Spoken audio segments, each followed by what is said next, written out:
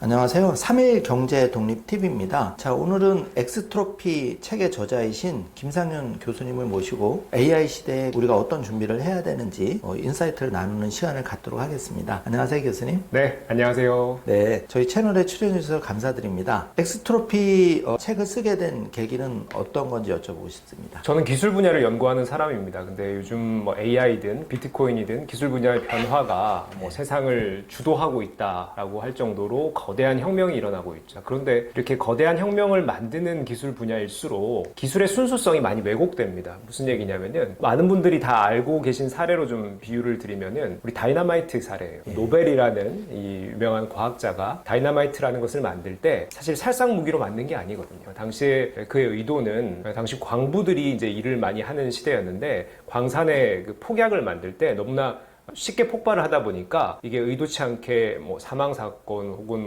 부상을 당하는 일꾼들이 많았던 거예요. 그래서 안전한 폭약을 만들겠다, 이 광부들의 건강을 위해서 이렇게 의도를 가지고 개발한 기술인데, 사실 당시 이제 호전 세력들에 의해서 전쟁의 살상 무기로 사용되기 시작하면서 이 노벨의 의도가 왜곡된 것이죠. 결국 기술이라는 것이 완성도가 높아지고 세상의 영향력이 커지면 커질수록 이 권력이라든지 자본들이 끼치는 영향이 커진다라는 겁니다. 그래서 요즘 AI나 비트코인 혹은 또 공간 컴퓨팅 이런 디지털 분야의 기술들이요, 정말 거대한 자본과 권력화가 진행되고 있는 기술 영역이라고 볼 수 있고, 자, 그래서 제가 기술 분야를 연구하는 사람이지만 이 기술만 가지고는 순수하게 우리가 미래를 예측하고 현상을 해석하기는 힘들다. 결국 세상에 다양한 욕망과 권력과 자본이 이 기술을 어떤 관점으로 바라보고 있느냐에 대한 고민을 하게 됐고요. 다시 돌아와서 엑스트로피라는 책 제목을 제가 내세운 이유는 역시나 과거에 연구하는 학자들도 이런 저와 유사한 고민들을 했던 그 시대별로 그런 고민들이 축적이 되어 있다는 겁니다. 1990년대에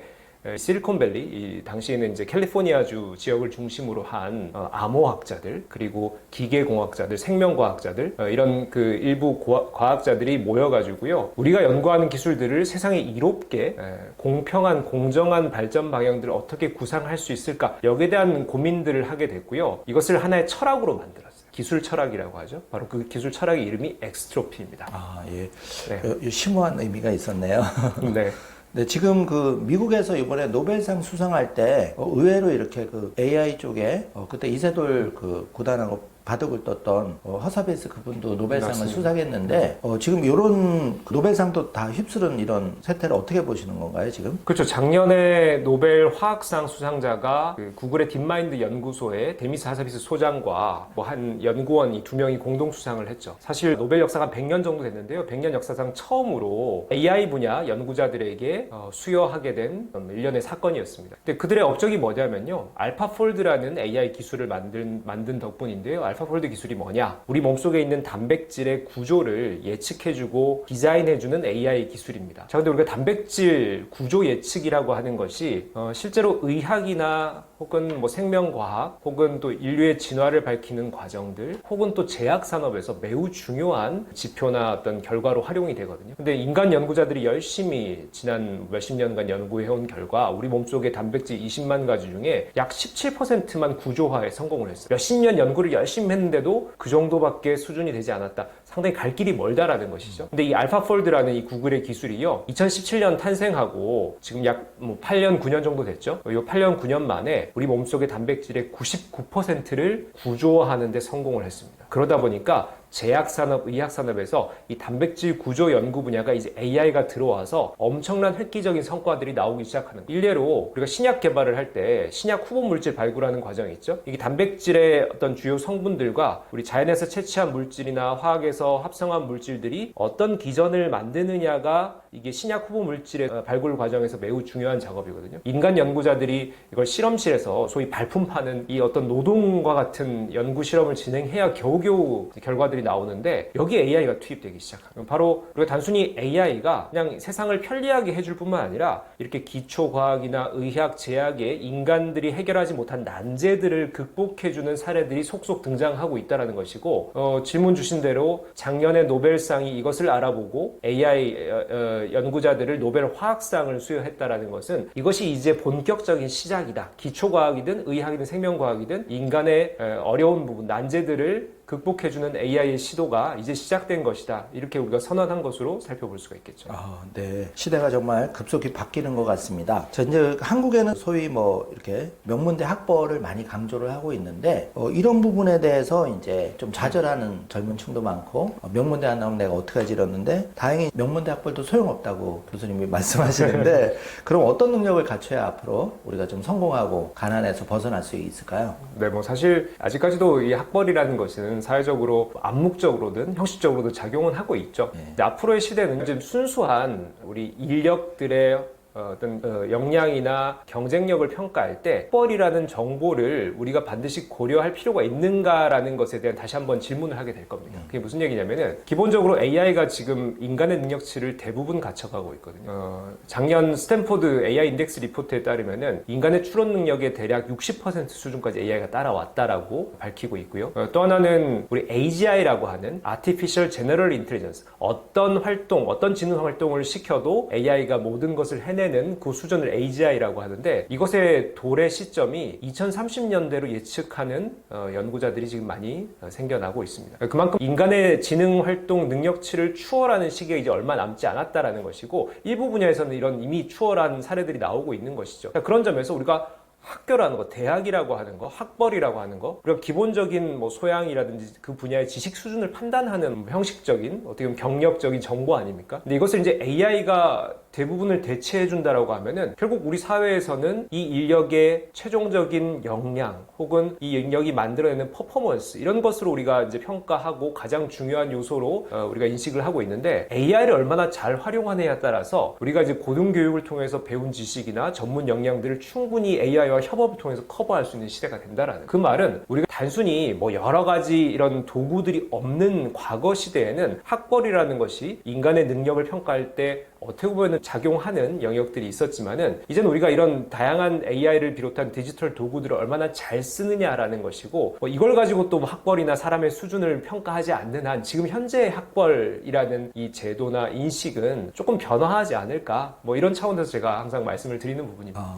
지금 미국 같은 경우에는 이제 M7 주식들로 해서 그 기술혁신 기업들이 굉장히 주도적으로 나가고 있는데 미국 같은 대표적인 그 국가에서 뭐 약사라든지 법률가라든지 실질적으로 이 AI 영향 때문에 많이 사라진 기업 직업군이 있나요? 물론이죠. 지금 생각해 보시죠. AI에 거대 자본이 들어가잖아요. 그럼 AI의 성과를 내는 기업들이 어떤 분야를 먼저 바꾸겠습니까? 당연히 돈이 되는 분야죠. 그렇다면 고소득 직종, 소위 효용이 큰 직업이나 직무부터 AI 대체들이 일어날 겁니다. 물론 거기 전제 조건이 있습니다. 그 분야의 인간의 역할에 해당되는 데이터들이 잘 쌓여 있느냐. 왜냐하면 AI는 데이터로 그 분야 지식을 학습하기 때문이죠. 그럼 데이터가 잘 갖춰져 있고 고소득 즉 효용이 큰 직무나 직업이다라는 것은 AI의 타겟이라는 것이죠. 그것이 대표적인 직업이 바로 변호사, 판사 혹은 금융업계 애널리스트, 펀드 매니저, 그리고 소위 사자, 전문가 직업 이 고소득 직업이라고 하는 대표적인 영역들이 AI의 타겟이 되고 있는 것이죠. 실제 어떤 사례가 있냐면요. 2010년대에 탄생한 미국 기업인데요. 피스컬 노트라는 기업이 있습니다. 이 기업이 뭐냐면은 이제 미국은 각 주마다 판례들이 다르잖아요. 그래서 이게 소송을 걸 때 어떤 주에서 소송을 진행하느냐에 따라서 이것의 성공 확률이 좀 달라져요. 그래서 이게 판례 분석이 상당히 중요한데 이것을 뭐 컨설팅 업체나 변호사에다 의뢰해가지고 상당한 또 이 수임료를 주고 이 수수료를 주고 이걸 이제 미리 예측하는 그런 것들이 많은데 AI가 이걸 예측해 주는 거예요. 어떻겠습니까? 이 변호사나 혹은 이 법조계에 계신 뭐 컨설턴트 분들이 각 주마다의 법이나 제도나 혹은 판례를 분석하는 것과 AI가 빅데이터를 기반으로 분석하는 것과 누구에게 더 신뢰를 주겠습니까? 당연히 AI. 그래서 이 AI는 판례를 분석하고 이 사건에 소송을 걸었을 경우에 성공 확률을 주마다 이 다른 성공 확률들을 예측해 주고요. 어떤 관점으로 이걸 소구해야 된다. 어떤 관점으로 전략을 세워야 된다. 이런 것들을 소송자에게 인사이트를 제공해 주는 것이죠. 즉 우리가 데이터를 기반으로 축적이 되어 있고 이것의 효용이 큰 바로 변호사나 판사 이 직업군에 이런 대체들이 빠르게 일어날 수가 있는 겁니다. 금융업도 마찬가지예요. 뭐 펀드 매니저나 애널리스트와 같은 직업은 실제로 이제 미국 뭐 월가라든지 뭐 영국과 같은 금융 선진국에서는요. 소규모 자산 운용사 분야들을 중심으로 이미 AI가 운용하는 자산, 운용 상품들이 많이 나와 있고요. 이것의 실제 수익률이 인간 펀드 매니저가 운용하는 것보다 훨씬 더 좋습니다. 여러분은 이제 고객 입장에서 AI가 운용하는 상품이 있고요. 인간이 운용하는 상품이 있습니다. 어떤 거 선택하시겠습니까? 아마 한 열에 한 8분 정도는 AI 선택하실 것 같아요. 그리고 수익률 한번 볼까요? 수익률 까봤더니 AI가 더 높은 거예요. 당연히 이쪽 선택하시죠. 그게 점점 더 격차가 벌어지고 있는 미세하게. 결국 이런 고소득 직군도 오히려 AI 위험에 더 과하게 노출되어 있다라는 것이고, 이런 변화는 지금 아주 빠르게 진행이 되고 있습니다. 지금 한국에서 이제 새로운 또 리더십이 탄생을 앞두고 있는데, 중국이 무섭게 한국을 반도체 빼고는 다 추월했다, 이런 이제 그 안 좋은 소식도 전해지는데, 교수님이 이제 이 책에서도 강조해 주셨듯이 대한민국이 좀 새로운 방향으로 뒤처지지 않고 나가기 위해서는 한 3가지 정도를 집중적으로 이런 부분을 해야 된다면 어떤 게 있을까요? 우리 정부 차원에서.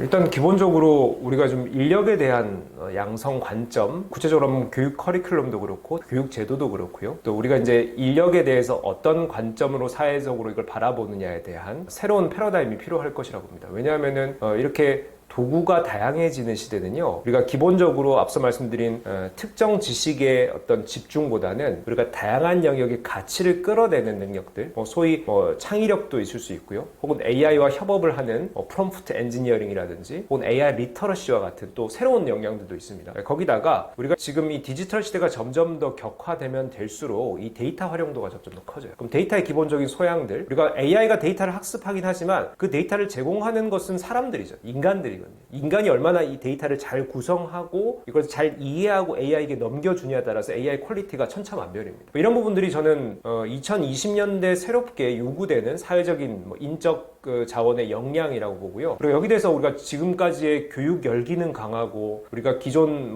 교육 시스템에서는 우리나라가 경쟁력을 갖고 있는 부분이 많이 있지만은, 이게 이제 시대가 거대하게 바뀌거든요. 이런 부분에서 우리가 좀 새로운 관점들과 사회적 합의가 필요하다라는 것이고요. 자, 또 하나는 현재 우리 주력 산업인 제조업 아닙니까? 항상 매년 강조되어 왔지만 소프트웨어적인 역량들이 좀 많이 부족합니다. 우리나라 기업들이 대부분 이 제조 역량, 그러니까 어떻게 보면은 얼마나 빠르게 효율적으로 기본적인 기능들을 잘 갖추느냐, 이런 우리가 공통적인 이 맥락에 대해서 역량들을 가지고 있습니다. 자, 그런데 우리가 서비스 역량, 소프트웨어 역량 하면요, 이 기본적인 역량을 이 경쟁력을 만드는 것이 아니라 이걸 가지고 사람들에게 어떤 가치를 제공할까에 대한 다른 차원이고, 그럼 좀 다양성도 필요하죠. 거기다가 그리고 상상력도 필요하죠. 사실 우리나라 10대, 20대 학생들이 상상력이나 창의력이나 이런 게 부족하다는 게 계속 지적되어 오지 않았습니까? 그런 부분에 좀 저는 최근 한계가 좀 드러나고 있다라는 부분에서 우리가 교육의 커리큘럼 혹은 또 산업 인력에 대한 재교육 문제, 이런 것들이 좀 고려되어야 할 것 같고요. 마지막으로 하나는 이 시대가 민간 주도의 시대인가,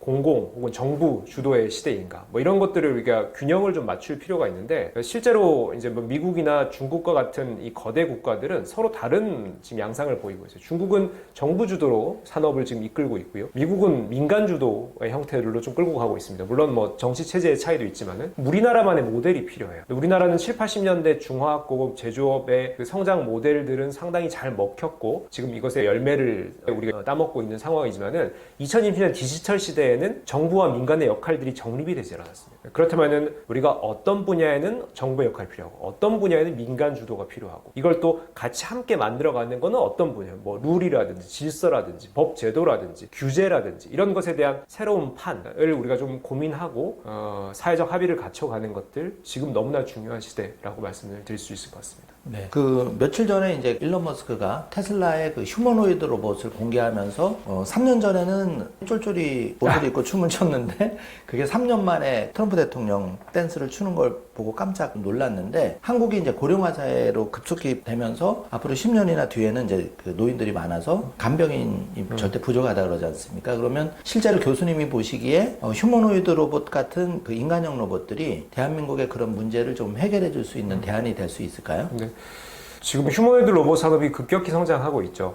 얼마 전에 골드만삭스가 로봇 보고서라는 이제 미래 보고서를 발표를 했습니다. 거기 이제 로봇 분야의 예측을 담았는데요. 2030년을 이제 상정을 하고 제조 현장의 이제 노동력 부족 분의 4%를 휴머노이드 로봇이 채울 것이고, 고령자의 돌봄 수요를 3% 정도를 휴머노이드 로봇이 채울 것이다라는 예측치를 발표를 했습니다. 이것이 이제 먼 미래에 대한 얘기가 아니라 고작 5년 후 2030년에 대한 얘기이기 때문에 때문에 상당히 합리적 근거를 가지고 예측한 부분이고요. 결국 그 말은 뭐 미국뿐만이 아니라 우리나라 뭐 전 세계적으로도 이런 수요들을 충분히 채울 만큼의 휴머노이드 로봇 산업이 성장하고 있다 이렇게 볼 수가 있고요. 휴머노이드 분야의 최근 급성장의 그 핵심 동력은 바로 AI입니다. 오늘 뭐 AI를 여러 차례 강조를 드리는데요. 기본적으로 로봇 산업의 역사가 AI보다 더 오래됐거든요. 한 150년 정도 역사를 갖고 있고 AI 분야 역사는 한 75년밖에 되지 않았습니다. 근데 과거 로봇 산업, 즉 우리가 20세기 1900년대 후반까지의 로봇 산업은 주로 구동에 대한 연구들이 많았어요. 움직임이죠. 예를 들면 로봇이 점점 사람을 닮아가지 않습니까? 그러니까 로봇이 최근에는 인간처럼 이렇게 두 발로 걸어 다니는데 이 직립보행 로봇이라고 하죠. 이게 개발 완성된 상품이 나온 게 1990년대입니다. 결국 로봇 산업의 역사가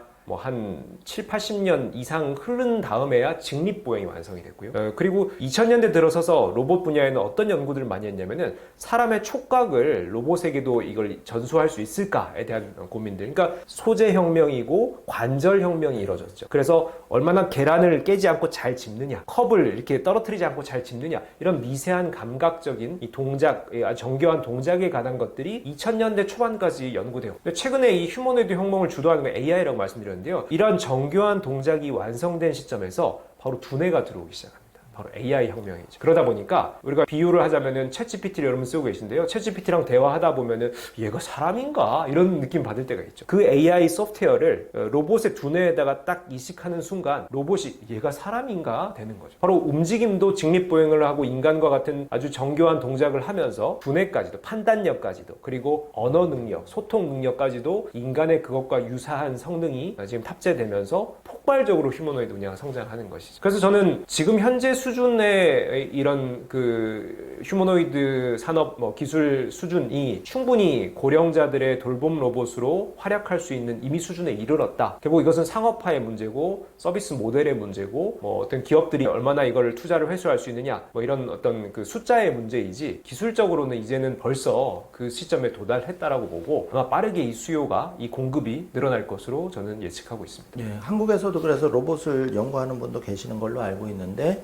지금 이제 엔비디아의 젠슨왕이 가상 세계에서 그렇게 훈련시키는 부분하고 또 그 지금 테슬라의 일론 머스크가 수직 계열화 해가지고 옵티머스 봇을 연말에 뭐 1000대 이상 공장에 배치하겠다 이제 가시화가 되는데 그렇게 따졌을 때 한국이 전략적으로 중국처럼 전기차를 채택해서 집중화한다든지 좀 그런 노력이 필요하지 않을까요? 한국 정부도? 기본적으로 우리나라가 갖고 있는 제조 강점이 있고 제조 네. 설비가 있잖아요. 네. 그러니까 로봇이라고 하는 것이 뭐 최근에 AI가 들어와서 소프트웨어적인 혁명을 만들고 있다라고 말씀드렸지만은 그래도 기본적으로 우리가 이제 제품이지 않습니까? 네. 그렇다면 우리나라도 이런 공정 기술이나 제품화 기술이 상당한 수준이 있고 이게 지금 뭐 국내에도 로봇 뭐 유망한 업체들이 많이 있지 않습니까? 충분히 뭐 노력은 하고 있지만은 세계 수준에 얼마나 격차를 좁혀가느냐 이런 것들이 우리가 좀 필요하다라고 볼 수 있죠. 결국 저는 이제 로봇이라고 하는 것이 인간을 점점 닮아가면 갈수록 용도가 확장이 될 거라고 봅니다. 이것이 단순히 뭐 이런 제조 현장에서만 쓰이는 것이 아니라 우리가 뭐 가정집에 로봇이 두세 대 이렇게 존재하는 시기가 저는 수년 내에 도래할 것이라 보거든요. 이것의 용도를 우리가 뭐 가정교사로 쓸지 내 운동 파트너로 쓸지 아니면은 뭐 집에 가사일 로봇으로 쓸지 이런 것들을 인간이 소프트웨어적으로 선택할 수 있는 시대가 오거든요. 그 말은 로봇의 활용도나 이것의 수요가 급성장할 수 있다는 것이고 국내의 이 제조 능력들을 바탕으로 저는 이걸 제품화하는 능력에서 그래도 세계 탑 수준의 이런 로봇 업체들과 경쟁할 수 있는 그런 포인트들이 있다라고 봅니다. 우리나라가 뭐 스마트폰이나 반도체, 자동차 분야에서 급속도로 따라잡은 이유가 얼마나 이 규모의 경제를 가지고 훌륭한 인력들을 가지고 시장에서 요구하는 그 기능을 얼마나 뭐 세계 탑 수준의 80%, 90%를 쫓아가면서도 가격 경쟁력을 가지느냐 이런 효용의 싸움, 효용과 효율의 싸움이었거든요. 그러니까 충분히 우리에게도 기회는 아직 있다. 다만 지금 현재는 좀 격차들이 벌어지고 있는 상황이기 때문에 위기의식을 가지고 우리가 좀 다 함께 노력을 해야 되는 어떤 상황이라고 볼 수 있겠습니다. 네. 교수님께서 이제 그 컴퓨터 공학자로서 오랫동안 교단에 계셨는데 지금 그 미국 주도로 해서 예를 들면 뭐 XAI나 챗GPT나 인공지능 분야의 데이터 센터라든지 투자가 민간 차원에서 많이 일어나고 있잖아요. 그런데 한국은 플랫폼은 네이버라든지 뭐 있지만 아직까지 이렇게 뭐 GPU를 100만 개를 한다든지 이런 계획은 사실은 없는 상황이라 개인적으로 볼 때는 약간 위기의식을 느끼게 되는데 예전 정부에서 3만 개의 GPU를 뭐 확보하겠다 이건 기사를 본 적이 있는데 지금 그런 부분에서 우리가 조금 많이 뒤떨어지진 않나 여쭤보고 싶거든요. 네, 최근 한 5년 정도의 AI 분야의 핵심 경쟁력이라고 얘기를 하자면 핵심 뭐 역량이라고 얘기를 하자면 뭐니 해도 GPU죠. GPU를 몇 개를 세팅하냐에 따라서 이 AI 모델의 성능이 완전히 좌우되는 시기가 지난 몇 년간 펼쳐졌습니다. 제가 얼마 전에 뉴스 기사를 보고 충격을 받았는데요. 엔비디아의 최신 GPU라고 할 수 있는 H100이라는 모델이 국내에 다 합쳐도 8,000개 정도밖에 없다. 이게 8,000개가 어느 수준이냐면요. GPT 3.5 버전 만들 때 GPU 10,000개 썼습니다. 그러니까 오픈 AI라는 이 작은 기업이 이 하나의 서비스를 만들 때 쓴 GPU 개수보다 우리나라 전체 GPU A100 모델 개수가 더 적다라는 거예요. 충격적인 사실이죠. 이게 결국 우리가 뭐 이런 그 단가의 뭐 가격이 워낙 비싸거든요. 뭐 그런 문제만으로 치부하기에는 우리나라가 뭐 그런 정도 작은 나라는 아니지 않습니까? 결국 국가적인 노력이 필요하다라는 거예요. 전 세계 여러 국가들 혹은 또 권력을 가진 기업들이나 또 정치가들은 이 엔비디아의 GPU를 입도선매해서 이게 뭐 어떻게 보면 소위 암암리에 이런 이중 거래를 맺어가지고 이걸 또 많이 땡겨오는 이런 또 작업들을 하고 있습니다. 결국 뭐 최근 펼쳐지고 있는 AI가 결국 GPU 전쟁이기 때문이죠. 그래서 우리나라의 그 민간 기업들의 노력만으로 우리가 이걸 전가하기에는 국가적인 어떤 시도가 필요하다라는 것이고, 자 그러다 보니까 지난 몇 년간의 뭐 GPU부터 시작해서 이런 역량에 대한 어떤 점검들이 미진하다 보니까 최근 나오는 이 생성형 AI 거대 언어 모델이라고 하는 기반 모델의 수준이 이제 전 세계 탑 클래스와 이렇게 격차가 벌어지기 시작합니다. 우리나라도 뭐 네이버의 하이퍼클로버라든지 뭐 LG의 엑사시온이라든지 뭐 KT의 미듬이라든지 이런 뭐 거대 플랫폼 기업들을 중심으로 거대 언어 모델에 대한 도전장을 내밀고 있긴 하지만 뭐 GPT나 제미나이나 혹은 뭐 람다나 이런 수위 기업들에 비해서 상당한 격차들이 보여지는 게 사실이죠. 그러다 보니까 점점 더 AI 격차들이 벌어지고 있고, 이것은 이제 본격적으로 AI 경쟁에 있어서 우리가 좀 국가와 산업이 함께 가야 한다라는 것이고, 또 하나 근데 우리가 좀 희망을 찾아볼 수 있는 부분은 이제 지난 4월이죠. 중국의 딥시크라는 서비스가 발표가 됐습니다. 미국 AI 기업들이 깜짝 놀란 거예요. 중국이 이 반도체 규제도 하고 못 들어가게 미국이 막고 있는데도 불구하고 어떻게 이렇게 훌륭한 모델을 만들었냐는 거예요. 근데 딥시크가 실제로 이 모델을 만들면서 사용했던 GPU가 H100이 아니었던 거예요. 최상위 모델이 아니라 H800이라는 모델, 즉 바이든 행정부 때부터 반도체 칩셋 규제를 하고 있다 보니까 이게 암암리에 어떻게 이제 구한 것이 그 밑에 단계의 모델이었던 것이죠. 그래서 그걸 이제 그런 여러 가지 설계 사항들을 까봤더니 그런 정도 리소스 투입했는데 이런 훌륭한 결과물이 나온다고 해서 깜짝 놀랐어요. 근데 저는 이걸 보면서 희망을 찾게 된 게, 국내 기업들도 물론 이제 국가적으로 이런 노력은 해야겠지만 기업 입장에서 리소스가 부족해서 안 돼요, 뭐가 없어서 안 돼요, 이런 어떤 푸념을 늘어놓기보다는 지금 현재 수준에서 엔지니어링적으로 혹은 기술력 측면에서 혹은 인력의 어떤 퍼포먼스 수준에서 우리가 충분히 끌어올릴 수 있는 방법들을 고민해 볼 필요가 있고, 중국의 이런 딥시크와 같은 사례들이 좀 우리에게 자극을 주지 않나, 뭐 이런 생각들을 해봅니다. 네. 이 채널이 뭐 작은 채널이지만 교수님의 이 말씀을 좀 이제 새로운 리더십에서 잘 채택을 해서 이제 시간이 많이 없으니까 국가적인 차원에서 좀 잘 진행이 됐으면 하고, 사실 국내 개미 투자자들이 국내 주식에 투자하고 싶지만 이런 이제 혁신에서 자꾸 밀리다 보니까 소위 미국의 M7 주식으로 자금이 많이 가고 있는데, 교수님 보시기에 평범한 개인들이 가난을 탈출하려 방법으로 테슬라나 비트코인이나 예를 들어서 팔란티어 이런 이제 혁신적인 기업에 투자 자금이 많이 늘고 있는데, 이런 흐름은 교수님께서 보실 때 어떻게 평가하고 계신지 궁금합니다. 사실 투자 관점에서 뭐 테슬라 투자 뭐 워낙 많이 하시죠. 우리나라 이제 투자자분들이 팔란티어 투자 물론 지금 수익률 좋습니다. 근데 이게 투자 관점에서 저는 뭐 살펴보기보다는 이 기업의 DNA가 어떤가 이런 부분에서 좀 풀고 싶은데요. 제가 이제 저술한 엑스트로피라는 책에도 그런 얘기들이 나옵니다. 뭐 혁명적인 이제 혁신적인 마인드를 가진 기업가들이 세상을 뭐 몇십 년 주기로 한 번씩 뒤흔들어 놓죠. 바로 이 팔란티어와 테슬라, 그리고 뭐 비트코인은 기업은 아니지만 비트코인 현상이라고 할게요. 요 세 가지 요소의 공통점이 기존의 질서를 부정하고 이것의 부족한 점을 완전히 새로운 판으로 개선하려는, 혁신하려는 시도를 하는 기업이자 현상입니다. 예를 들면 우리가 테슬라 같은 경우에는 워낙 일론 머스크를 너무나 다들 잘 아실 테니까 정말 혁신적인 창업가죠. 지금 고민하는 그 스케일도 장난이 아닙니다. 일론 머스크는 이런 상황을 상정하더라고요. 50년 후 지구가 에너지가 고갈되고 여러 또 환경적인 부분들이 파괴가 되면서 우리는 화성으로 이사를 할 수밖에 없게 될 것이다. 그럼 우리가 지금부터 화성에 이주할 수 있는 기술들, 그리고 거기서 살아갈 수 있는, 개척할 수 있는 기술들을 개발해야 된다. 거기서 나온 것이 스페이스 X고요. 그리고 이제 우리가 땅을 뚫어가지고 이렇게 지상으로 물류를 이제 이동시키거나 아니면 공중으로 이동시키는 게 현대 기술로 지금 이제 완성된 거 아닙니까? 근데 땅 속으로 가는 것들은 아직 부족해요. 하이퍼루프라는 기술입니다. 이런 것들을 이제 고민하는 거예요. 전기차도 마찬가지고요. 예를 들면 또 위성으로 인터넷 망을 구축하는 이런 또 기술들도 화성에서 통용할 수 있게끔 이렇게 지금 구상하고 있는 것이죠. 스케일이 완전히 큰 거예요. 네. 그러니까 지금까지의 기존 질서들을 완전히 부정하고 혹은 완전히 새로운 세상이 펼쳐졌을 때를 주도할 수 있는 사업 구상을 하는 거죠. 팔란티어도 좀 비슷합니다. 팔란티어도 지난 30-40년간에 우리가 디지털 시대가 쭉 흘러왔으면은 대부분의 AI 기업들, 데이터 분석 기업들이 자, 여기 쌓여있는 데이터를 가지고 이걸 어떻게 잘 해석할까 하는 알고리즘을 개발했거든요. 그래서 이게 알고리즘이 표준화가 되면요, 이 알고리즘을 가지고 새로운 기업에다가 적용하면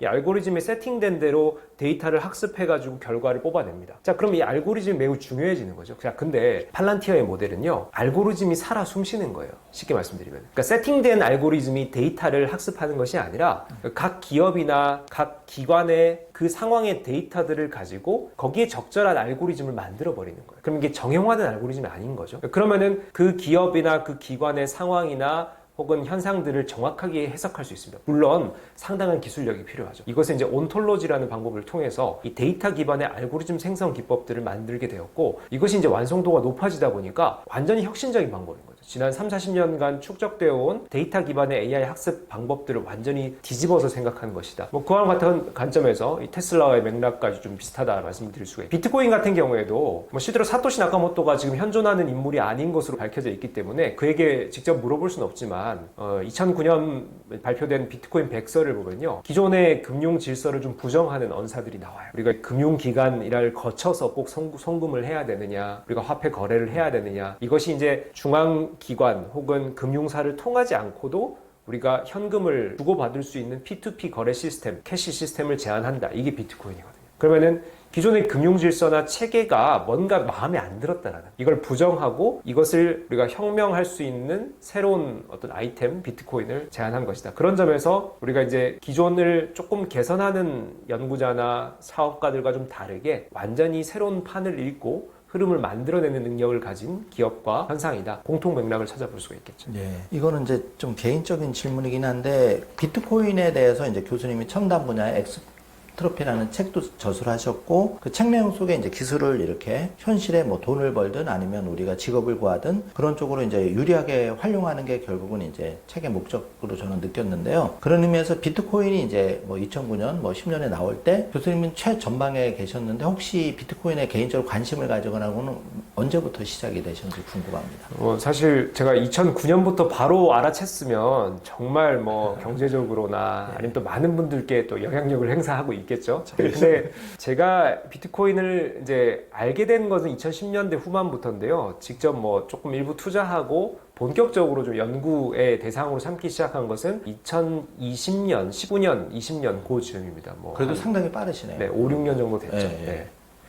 그 당시 가격이 다 1,000만 원 이하로 알고 있는데, 네네. 지금은 1억 5천을 네. 최근에 오늘자로 찍었으니까 네. 벌써 15배 정도 상승했더라고요. 5년 만에. 그러니까 교수님 책에서도 그런 게 강조가 돼 있는데, 얼마나 기술을 빨리 우리가 받아들이고 유망한 기술을 판별하는 능력이 미래의 부도 결정할 수 있다, 약간 이렇게 느꼈거든요. 네. 그래서 교수님께서 책 속의 내용대로 조금 앞으로도 나올 기술들을 우리가 좀 빨리 알아챌 수 있는 어떤 노하우나 방법이 좀 있을까요? 개인들이? 제가 사실 박사 시절에 공부했던 대표적인 주제가 기술 예측 방법론입니다. 지금 질문하신 거에 딱 부합하는 내용이죠. 이걸 이론적으로 열심히 공부는 했지만 실제로 세상에 나와 보니까 맞아떨어지질 않는 거예요. 이 과학자들이, 연구자들이 실험실에서, 연구실에서 막 열심히 고민해가지고 막 트리도 만들고 예측 방법론 쓰고, 이게 하나도 그 결과대로 실제가 돌아가질 않는 거예요. 저는 이제 최근에 이걸 이제 많이 고민을 하게 됐어요. 이게 도대체 어찌 된 일이냐. 그래서 제가 이 책을 쓴 계기도 됐는데, 바로 앞서 제가 첫 번째 질문에 말씀드린 것처럼 기술이 이제 세상을 변화시킬 때는 정말 이 기술이 큰 영향력을 행사하기 시작하는 그 지점에 자본과 권력과 인간의 욕망이 막 배합이 되는 거예요. 그래서 결국 이 기술을 어떤 방향으로 누가 이끌겠습니까? 권력자들이, 혹은 자본가들이, 혹은 지금 현 시대의 그 기술의 어떤 주도자들이 우리 기업에, 우리 기관에, 우리 국가에 이득이 되는 방향으로 기술의 발전 방향을 선택합니다. 결국 인간의 선택이 그들의 이제 뭐 대표자라고 할 수 없지만 대표자로서의 역할을 하는 것이죠. 결국 그 말은 실험실에서 과학자들이 순수하게 아무리 이 방향으로 가야 우리 인류가 발전합니다. 얘기를 해봤자 소용이 없다라는 거예요. 그래서 저는 지금 현재 AI나 이 비트코인이 그 시점에 왔다라는 거예요. 거대 자본과 권력이 지금 투입되고 있고, 그래서 제가 미래를 예측할 때 단순히 기술만 보지 말자. 그럼 뭘 봐야 되냐? 지금 현재 세상을 주도하고 있는, 특히 이 분야를 주도하고 있는, 이 분야에 가장 큰 영향을 받고 있는 사람들이 이 기술이 어떤 방향으로 이끌어지길 원하느냐, 그 마음을 읽어야 돼요. 그래서 저는 욕망으로 표현을 했습니다. 그래서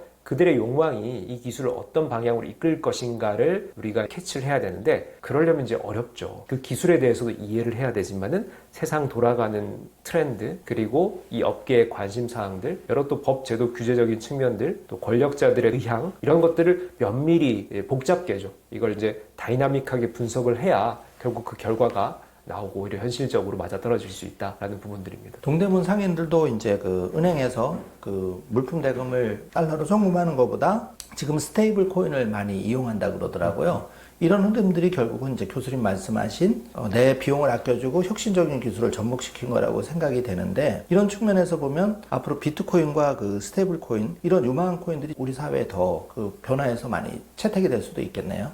네, 이미 비트코인은 지금 비트코인 추종자들과 또 미국과 같은 비트코인을 국가적 단위에서 이제 관심을 갖고 여러 기관이나 기업들이 이제 모아가고 있는 그런 곳에서는 이미 비트코인의 가능성에 대해서 인정을 하고 있죠. 최근 이제 미국을 중심으로 스테이블 코인에 대한 시도도 마찬가지입니다. 우리가 이제 스테이블 코인이라고 하는 것은 그 나라의 국정화폐, 법정화폐에다가 이 코인을 1대1로 패깅을 하는 거거든요. 그래서 요것을 그대로 우리가 이제 실생활에 활용을 하게 되면 어떤 장점이 있느냐. 기본적으로 우리가 디지털 시스템 상에 존재하는 화폐이기 때문에 송금이나 그 결제되는 것들이 편리합니다. 거기다가 우리가 이제 국경을 좀 뛰어넘는 거예요. 스테이블 코인이든 비트코인이든 최고 장점이 탈중앙성 아닙니까? 특정 국경이나 시스템에 의존하지 않습니다. 그 말은 우리가 내가 속해 있는 국가나 사회나 혹은 그 해당 시스템에 제약을 받지 않는다. 그러면 이게 이제 본질적으로 이 화폐의 가치의 우상향을 볼 수가 있는 것이죠. 예를 들면은 원화라고 하는 게 전 세계적으로 뭐 충분히 매력적인 화폐이긴 하지만 자국의 화폐의 위상이 뚝뚝 떨어지는 개도국이나 정말 후진국들도 있거든요. 그러면 그 나라 국민들은 아무리 내가 열심히 돈을 벌어도 그 자국의 화폐에 대한 신뢰가 없기 때문에 이것을 보유하고 있다는 것 상태가 상당히 리스크를 가지고 있는, 그런 점에서 우리가 탈중앙화된 이 비트코인이라는 것은 전 세계 하나의 단일망을 가지고 있습니다. 그런 점에서 이것의 가치를 전 세계 사람들이 인정하는 한 이것이 없어지지 않고 오히려 이 가치는 우상향할 것이다라는 믿음을 갖고 있는 거고요. 또 하나는 비트코인의 희소성이 있죠. 그리고 2100만 개라고 하는 사토시 나카모토가 설정되어 있는 이 발행량이 한정적입니다. 지금 현재 1550만 개 정도 세상에 나와 있고요. 2140년경 되면은 2100만 개가 완전히 이제 채굴이 완료가 됩니다. 그런 점에서 희소성이라는 점에서 우리가 달러를 이제 미국이 계속 연준해서 찍어내는 이 자체가 이 공급 우위, 어떻게 보면은 달러의 가치를 좌우할 수 있는 어떻게 보면 조작적인 화폐 정의의 시대인데, 이 비트코인 같은 경우에는 공급량이 제한되어 있고 수요가 점점 더 커진다라고 하면 이게 또 당연히 가치는 그에 맞게 올라갈 것이다, 이렇게 우리가 예상을 해볼 수가 있는 것이죠. 네, 교수님 그 AI 발전에 따라서 인간을 뛰어넘는 인공지능, 예를 들어서 뭐 우리가 터미네이터 영화 속의 스카이넷처럼 그런 출현 시기는 교수님이 볼 때는 언제쯤 도래할 거로 생각하시는지 궁금합니다. 앞서 제가 그 제약산업 알파폴드 사례에서 말씀드렸지만은 일부 영역은 이미 넘어선 사례들이 속속 등장하고 있다 보니까 이게 이제 범용적으로 일반적으로 모든 분야의 이제 평균치를 뛰어넘는 시대가 언제 올 것이냐, 상당히 좀 이제 가까이 왔다라고 봅니다. 여러 학자들과 연구자들의 의견을 종합하자면은 빠르게 예측하시는 분들은 3, 4년 이내라고 얘기를 하고 있고요. 조금 길게 보시는 분들도 10년 이내, 뭐 최소한 2030년대 후반 정도를 예측하고 있습니다. 저도 좀 같은 생각인데요. 2030년대에는 우리가 사용하는, 내가 정말 신뢰하는 AI 하나를 선택하면요, 이 AI가 내 일상이든 내 업무든 혹은 또 다양한 또 활동이든 이런 것들을, 모든 것들을 지원해주는 형태들이 될 거예요. AI 에이전트라고 하죠. 그게 결국 이 AI는 AGI다. 즉 우리가 우리가 이제 그 업무를 부여하더라도 인간의 지능 수준 이상을 해내는 상황에 도래하는 것이죠. 저는 뭐 수년 내로 도래할 것으로 보고요. 그리고 충분히 2030년대에는 AI가 우리의 많은 것을 바꿔놓는 시대가 펼쳐질 것으로 예상이 됩니다. 예. 교수님이 이제 그 엑스트로피 책에서 샘 뱅크먼과 프리드는 엑스트로피안이 되지 못했다고 말씀하셨는데 그렇게 생각하시는 이유가 궁금하고, 반면에 현재 그 엑스트로피안 리더는 누구고 그렇게 생각하시는 이유가 궁금합니다. 샘 뱅크먼 프리드가 FTX 창립가인데요. 결국 FTX가 파산할 때 그 이유가 무엇이냐, 고객의 투자금을 자신들이 다른 데 재투자한 데 써버린 거예요. 이게 지금 현재 금융업이라고 하면은 완전히 뭐 횡령이자 자본 탈취죠. 이게 완전히 법적으로 이거는 이제 제재받아야 하고, 이게 발각이 더 빨리 되었어야 하고, 윤리의식이 부족한 경영자라고 할 수가 있죠. 근데 FTX는 어떻게 버틸 수 있었느냐, 바로 이 코인, 블록체인, 비트코인 업계 자체가 법제도적인 틀에서 벗어나 있었기 때문입니다. 그런 점에서 이게 새롭게 생겨난 현상이고 산업적으로 완전하지 못한 상태이기 때문에 이런 법제도의 공백 상태가 있었다는 것이고, 샘 뱅크먼 프리드가 순수하지 못한 이 비윤리적인 선택을 한 것이죠. 그런 점에서는 엑스트로피안이 아니다. 제가 책에서 언급하는 엑스트로피안들, 특히 90년대에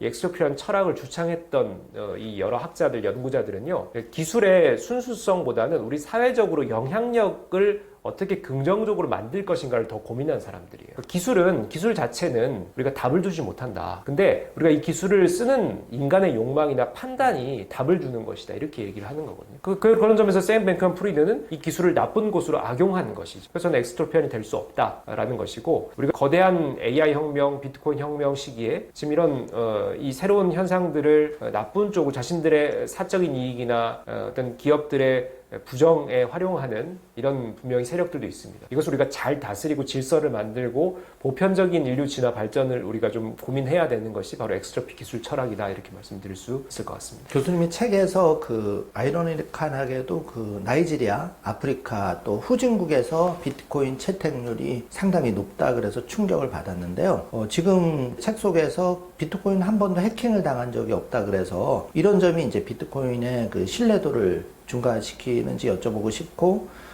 그 미국의 마이크로 스트래티지 기업의 마이크 세일러 회장은 비트코인을 지금 57만 개나 기업 차원에서 확보를 했다고 해서 주가도 덩달아 올라갔는데, 앞으로 이런 현상이 한국에서도 일어날 수 있다고 보시는지, 그리고 그렇게 되면 비트코인은 더 올라갈지 그런 거 궁금합니다.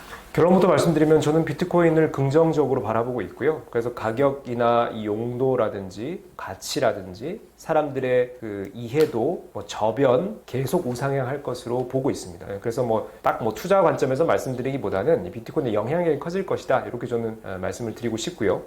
앞서 질문 주신 것 중에 나이지리아나 혹은 이런 그 후진국들, 베네수엘라, 베트남 이런 국가들이 비트코인 이런 보유율이라든지 또 일부 활용도가 좀 있는 이유가 자국의 화폐 위상이 많이 약화된 국가들이기 때문이죠. 내가 나이지리아의 리라화나 베트남의 동이나 이걸 갖고 있는 것보다 비트코인 갖고 있는 게 10년 후, 20년 후 훨씬 자산 증식이 이득일 것이다. 혹은 내가 이것에 리스크를 더 적게 지을 수 있을 것이다. 이렇게 판단하는 것이죠. 그러다 보니까 오히려 이런 개도국이나 후진국들을 중심으로 비트코인에 대한 관심도가 상당히 큽니다. 이것을 어떻게 보면 비트코인을 지켜주는 또 하나의 동력이 되기도 했죠. 최근은 이제 양상이 좀 다르죠.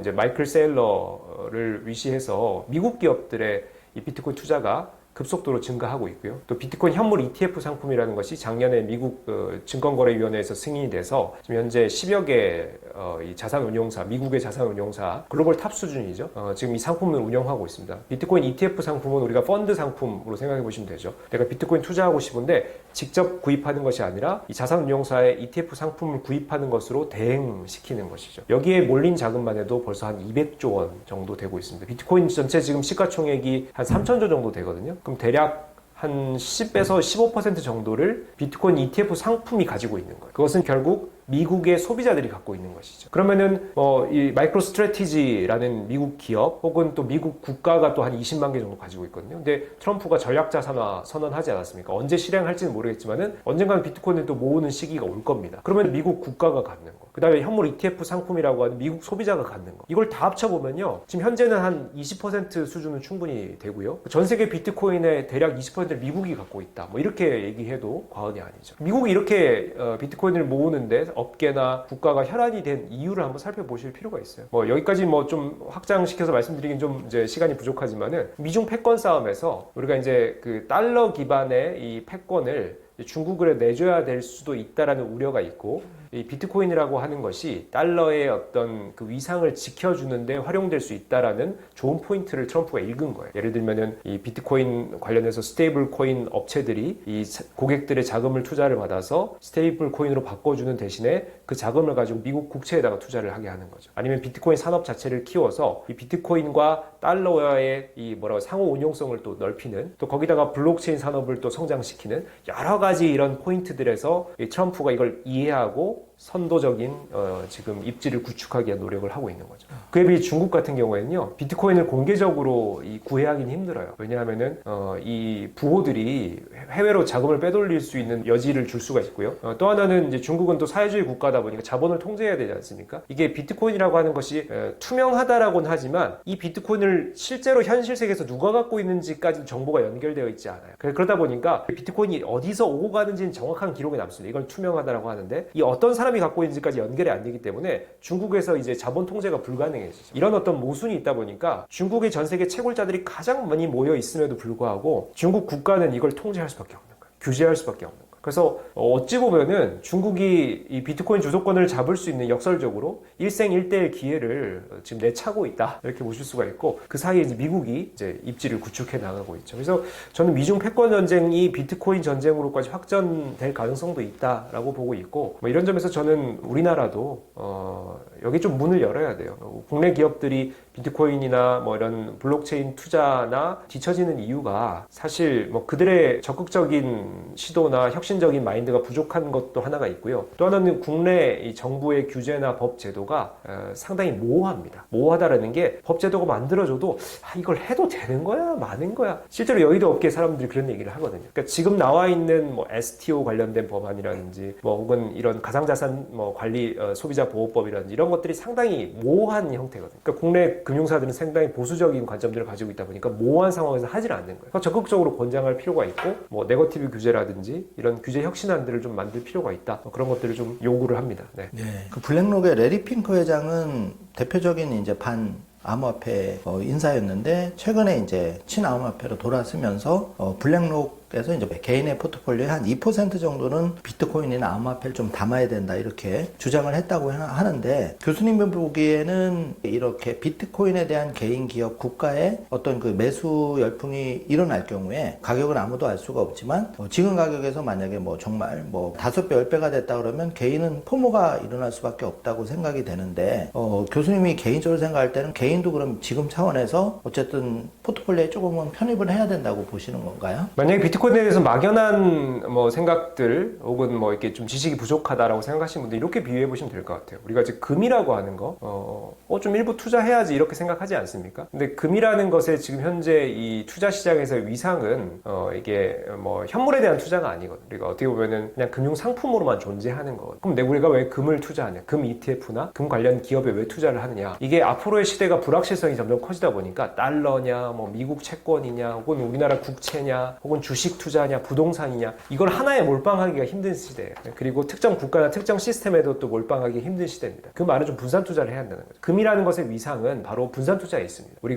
우리 국가에 속해 있지만은 내가 여기 국내에 있는 자산에만 투자하는 것보다는 미국 주식도 좀 해야지, 미국 채권도 좀 해야지, 미국 달러도 좀 갖고 있어야지. 그런 차원에서 금이라고 하는 것은 이 미국이나 국내 시장과도 별개의 또 안전자산이죠. 그것을 이제 비트코인에 비유할 수 있어요. 비트코인, 우리가 디지털 골드라고 하지 않습니까? 물론 지금 현재 2025년 현 시점에 비트코인을 주도하는 사람들은 이것을 정말 금의 위상으로 보느냐 안 보느냐는 좀 물음표가 붙습니다. 다만 중장기적으로는 금과 같은 위상을 갖게 될 것이다라고 저는 주장을 하고 싶은 거고, 많은 분들이 그렇게 얘기를 하고 있죠. 현재는 반드시 그렇진 않다. 그럼 이제 중장기적으로 우리가 금의 위상 정도 된다라고 가정을 한다라고 하면은, 그러면은 내가 여유 자금을 여러 자산 상품들에 투자할 때 뭐 내가 달러 조금 가지고 있고, 미국 주식 조금 갖고 있고, 부동산 조금 갖고 있고, 뭐 채권 조금 갖고 있고, 금 조금 갖고 있고, 비트코인도 조금 갖고 있어요. 이런 차원인 거죠. 그래서 우리가 중장기적인 분산 투자 관점에서 비트코인에 대한 어떤 가치들을 한번 생각해 보시고, 우리가 그 어떤 자산보다도 우상향할 확률이 높다라는 부분, 이게 폭발적인 수익률이 나오길 기대하는 것은 좀 무리겠지만은 이게 다른 상품 비교해서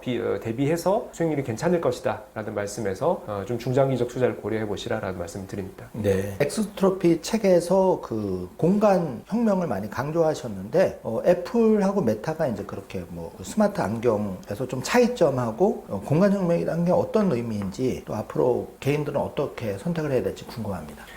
네, 우리 인류가 진화하는 과정에서 산업화 시대가 지금 이제 진행이 됐고 디지털 시대에 지금 한 30년, 40년 정도 지금 진행되고 있죠. 지금까지 우리 인간의 삶을 주도하는 것은 물리적 세상이었어요. 여러분들이 현실 세계, 이제 물리적 세계 기반으로 살고 있고 당연히 그리고 일부 지금 디지털 공간을 활용하고 있는 것이죠. 우리가 온라인의 플랫폼을 상거래에 활용하기도 하고 또 플랫폼 디지털 상에서 사람들과 소통하기도 합니다. 그러니까 24시간의 하루 시간 중에 뭐 한 열 몇 시간은 물리적 세계에 살고 있고 뭐 한 서너 시간 정도를 디지털 세상에 살고 있다. 이런 정도의 비율인 거죠. 자, 그런데 이게 점점 더 디지털로 옮겨오는 비중이 커지지 않습니까? 그런 차원에서 내가 경험하는 공간조차도 디지털로 한번 옮겨볼 수 있는 시도를 할 수 있는 거예요. 그게 바로 공간 컴퓨팅입니다. 지금까지 우리가 디지털을 사용하는 것은 물리적 세상에서 디지털 도구를 이용해서 뭔가 정보를 얻고 소통하고 하는 정도였어요. 근데 내가 그 속에서 경험을 한다? 좀 상상이 잘 안 되시겠지만은 우리가 이제 한참 메타버스라는 것이 유행했을 때 메타버스의 기본적인 원리는 개념은 어떤 도구를 뭐 VR이든 AR이든 뒤집어 쓰고 내가 그 속에서 뭔가 움직임을 갖고 거래를 하고 경제 활동을 하는 그런 경험들을 할 수 있는 공간으로 우리가 정의를 해왔습니다. 물론 아직까지 현존하는 이런 장치들, 장비들이 우리 대중들이 모든 그 경험들이 그렇게 활용될 만큼의 수준은 아니에요. 근데 만약에 수년 내 혹은 뭐 10년 후에 이런 정도의 소위 2008년 아이폰이 탄생했던 것처럼 그런 대단한 도구가 등장한다라고 하면은 여러분들이 현실 세계에서 물리적 세계에서만 경험하던 것을 가상 세계에서 운동을 하고 가상 세계에서 여행을 하고 가상 세계에서 업무를 하고 이런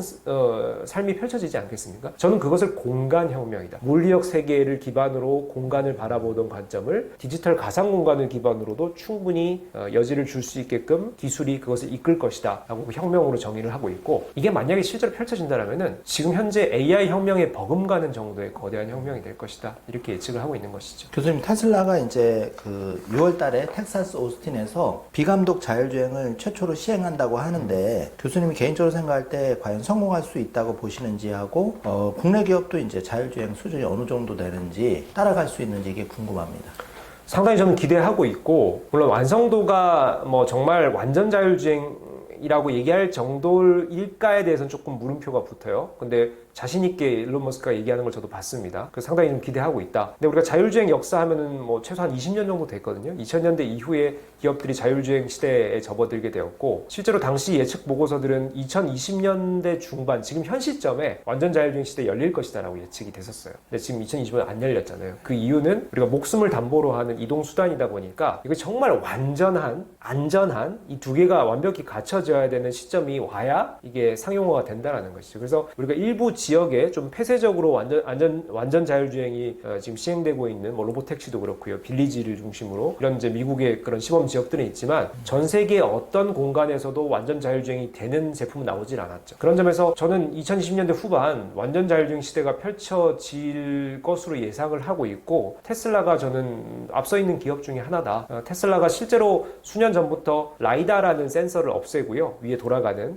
레이저 기반의 센서입니다. 카메라만 가지고 이것을 이제 주도하고 있죠. 그게 지금 AI 기술과 결부가 되면서 상당한 그 시각 비전 처리 능력들이 소프트웨어적으로 발전하면서 인간의 그런 판단력이나 혹은 의사결정 능력들이 갖춰져 있는 소프트웨어 역량들이 지금 키워지고 있거든요. 그래서 저는 올해 말 내년 상당한 수준의 제품이 나올 것이다라고 보고 있고요. 그렇다면 이제 경쟁이 더 촉발이 되겠죠. 그럼 정말 2030년대 완전 자율주행 시대가 열리지 않을까 이런 예측을 해봅니다. 예, 교수님 마지막 질문인데요. 네. 오랫동안 이제 최전선에서 이렇게 후학도 기르시고 많은 그 가르침을 주셨는데 지금 그 챗GPT, 뭐 그록 이렇게 무료 버전도 많이 나온 걸로 알고 있는데 이런 거를 그 일반 개인들이 좀 잘 활용하는 방법 소개해 주실 만한 그런 게 있을까요? 일단은 뭐 특히 제가 시니어 분들에게 많이 조언을 드리는데요. 일단 써보셔야 돼요. 이걸 말로만으로 절대 이해할 수가 없습니다. 사실 그 MZ 세대와 시니어 분들의 특징을 딱 뭐 학습의 방법이랄까 이걸 좀 대조를 해보면요. 시니어 분들은 주로 책을 읽는 것에 익숙하잖아요. 그러니까 뭔가 A부터 Z까지 탐독을 다 하신 다음에 내가 그걸 이해해야 뭘 할 수 있다고 생각하세요. 근데 MZ들은요, 러닝 바이 두잉을 합니다. 내가 뭔가 해보고 그 보편적인 판단으로 뭔가 경험을 해보고 거기에 대한 어떤 인사이트들을 많이 얻거든요. 근데 지금 현재 AI는요, 뭐 소위 인간 수준이잖아요. 우리가 인간을 이해할 때 그 책에서 이해할 수 있습니까? 실제 소통해보고 뭐 대화해보고 뭔가 이렇게 뭐 시켜보고 그 결과를 보고 이렇게 판단을 해야 되지 않겠습니까? 뭐 그렇게 생각하시면 돼요. 즉 AI는 생각보다 인터페이스가 상당히 편하다라는 점에서